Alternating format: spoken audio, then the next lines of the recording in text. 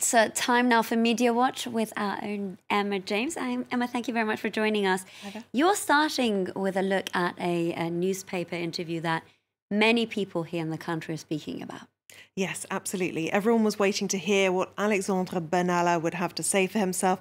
He is, of course, the now disgraced former bodyguard of the French President Emmanuel Macron. Now, he spoke to Le Monde, which was an interesting choice, given that they were the ones who actually outed him as having been in that video on the 1st of May, dishing out what looked like some fairly severe punishment to people who may or may not have been protesting.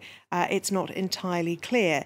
Now, the headline says that he delivers his truth. I think the use of the word his is fairly important because they're not saying he tells the truth.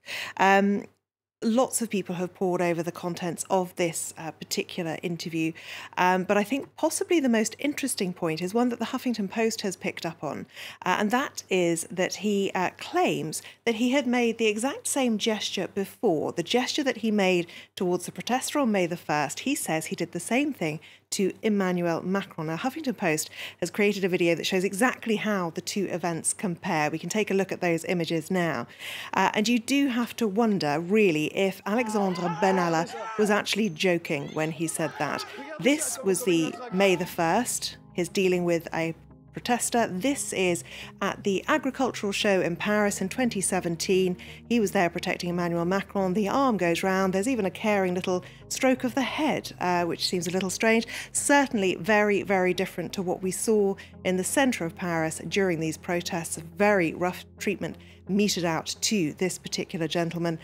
Really, the comparison very, very different. And it's interesting that the Huffington Post have taken so much trouble to actually put those two side by side to really show the contrast. Now, what Benalla said in this interview was that Macron didn't file a complaint and his neck didn't hurt beyond the following day. So you do have to wonder, was he actually joking? Does he not get the fact that this is a very serious situation, the biggest crisis that Emmanuel Macron has faced so far in his young presidency? This is one person's interpretation of the way in which the crisis management team are trying to handle this affair, because a new angle and a new story seems to be popping up every few minutes, and it is difficult to get to grips with it all.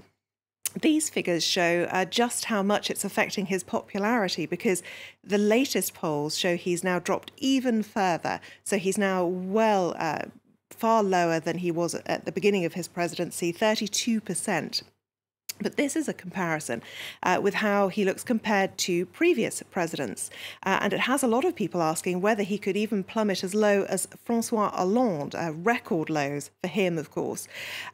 This article in The Spectator looks at this one, obviously a fairly negative take on it because the headline says it all. Macron's failing presidency, what this scandal reveals about it, says Gavin Mortimer. Now, this piece says that it all adds up to a picture of a president whose early promises dissipating. Will it cause any lasting damage, he asked? Well, probably not, but it has shattered his squeaky clean image, which has been so carefully preserved by all of those spin doctors who work for him. And what he says at the end is, could this lead voters to deal him a Benalla-style blow at the ballot box next May? It is a long way off, but we will wait and see whether this is still in people's minds next May. That's an interesting take, Emma. Earlier we were speaking to an analyst who said it's too early to start looking and focusing on the popularity rating of the president. Now let's move on to Facebook. Another day, another scandal. This time the social media pages are coming in for criticism over its handling of those pushing conspiracy theories. Yes, absolutely. Facebook, of course, its share prices are tumbling in the wake of various scandals and problems that it has suffered. And it has a lot of problems on its hands. Now, one of them is trying to tackle fake news. However, they are not trying to take on a particular conspiracy theory site, InfoWars, which is infamous, frankly, and the parents of children who died in the Sandy Hook shooting in 2012 in the United States have expressed their anger about the way in which Facebook is handling this situation. Why let Facebook lies hurt us even more, they've said in an open letter to Mark Zuckerberg. Now, they talk about here the fact that these are the parents of 6-year-old Noah Posner.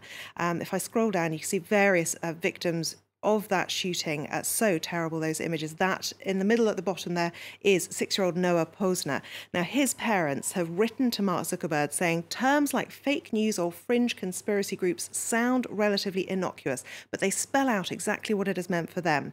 It means that they've had online, telephone and in-person harassment, abuse and death threats.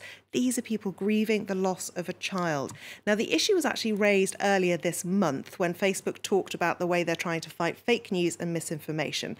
This reporter asked why InfoWars is still allowed on the platform. InfoWars has said previously that Sandy Hook didn't happen, that the actors were crisis actors, that the people suffering and the people you saw crying on television weren't really genuine victims. It was a conspiracy theory that they have been touting ever since and do not apologise for. Facebook had this response: we see pages on both the left and the right pumping out what they consider opinion or analysis, but others call fake news. We believe banning these pages would be contrary to the basic principles of free speech. Lots of people just don't accept this argument at all.